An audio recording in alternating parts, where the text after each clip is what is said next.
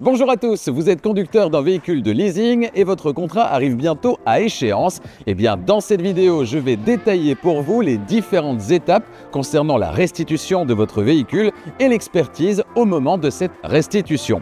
Je vous donnerai quelques trucs et astuces histoire que tout se passe sans accroc et je vais détailler avec vous chacune de ces étapes.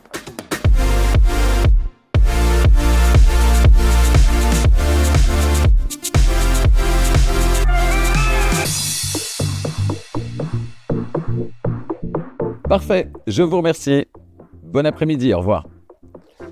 Première étape pour que tout se passe sans accroc lors de la restitution de votre véhicule, prendre rendez-vous auprès d'Arval. Vous communiquez ensuite le lieu et le moment durant lesquels votre véhicule peut être récupéré par Arval et Arval se chargera de prévenir son prestataire externe qui prendra rendez-vous avec vous pour convenir d'un moment précis.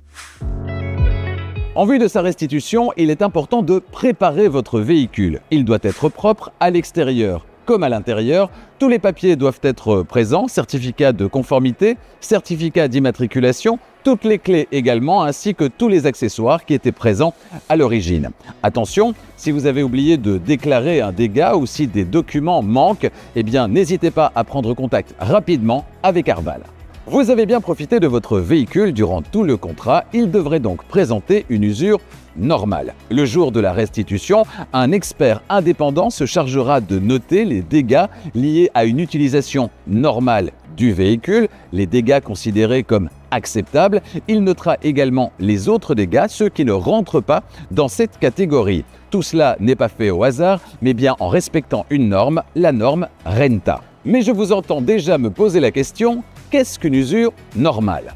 Pour la carrosserie par exemple, si la griffe n'a pas traversé la peinture et qu'elle est moins longue qu'une carte de banque, c'est-à-dire 8 cm et demi, pas de problème, c'est considéré comme étant un dégât acceptable. Concernant les bosses, si la bosse tient sous cette pièce de 2 € et n'a pas altéré la peinture, là aussi c'est considéré comme étant un dégât acceptable. Il est bien évident que la durée du contrat ainsi que le kilométrage du véhicule va influer sur le nombre de dégâts acceptés par panneau de carrosserie. Concernant l'intérieur, il doit être propre évidemment et une usure légère du volant, du levier de changement de vitesse et du côté de l'assise du siège sont considérés comme des dégâts tout à fait acceptables. Par contre, si les sièges présentent des trous, des taches importantes, que des éléments ne fonctionnent plus à l'intérieur du véhicule ou que l'écran du système d'infodivertissement est fissuré par exemple, là malheureusement cela ne pourra pas rentrer dans cette catégorie et être donc considéré comme un dégât lié à une usure normale du véhicule.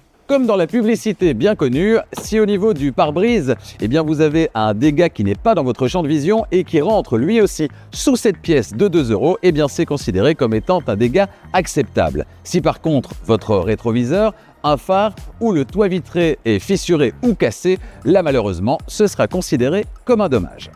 Comme pour la carrosserie, une griffe sur la jante qui n'est pas plus grande que cette carte de banque sera considérée comme de l'usure normale. Par contre, si la griffe est plus grande, si le pneu est déchiré ou s'il manque un enjoliveur, cela ne pourra pas être considéré comme de l'usure normale, mais bien comme un dommage.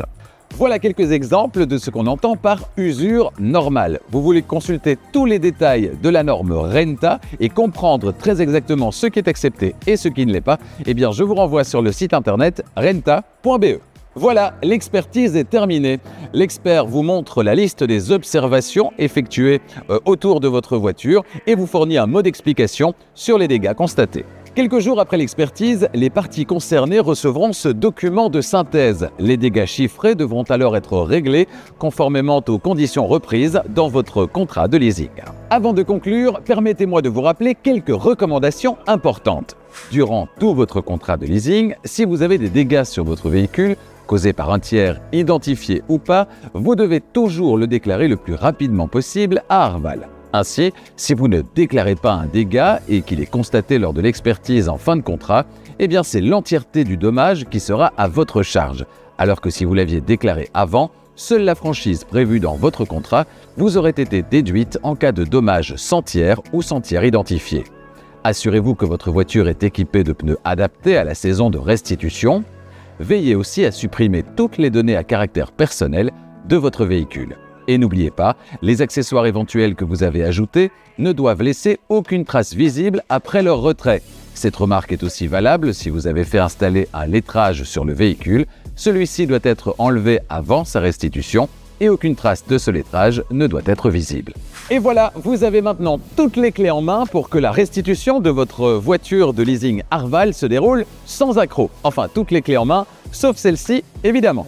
Merci.